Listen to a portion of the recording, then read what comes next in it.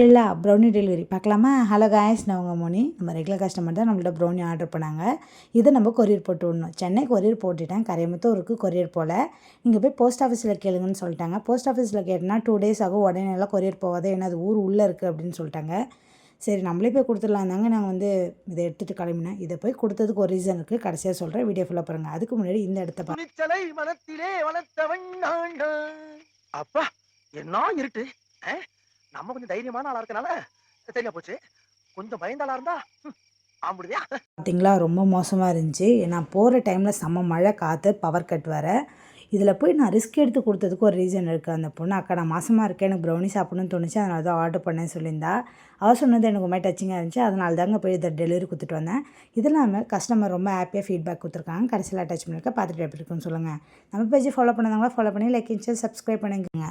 இது வந்து எனக்கு ரொம்ப புதிய எக்ஸ்பீரியன்ஸாக இருந்துச்சு. ஏன்னா நான் இப்படி போய் டெலிவரி கொடுப்பேன்னு எதிர்பார்க்கவே இல்லை. ரொம்ப த்ரில்லிங்காகவும் இருந்துச்சு. உங்களுக்கு இந்த வீடியோ பிடிச்சிங்கன்னா லைக் பண்ணிக்கோங்க. டாடா பாய், நெக்ஸ்ட் வீடியோவில் பார்க்கலாம். உங்களுக்கு ஆர்டர் பண்ணால் ஸ்க்ரீனில் தெரியும், ஆர்டர் ப்ளேஸ் பண்ணிக்கோங்க.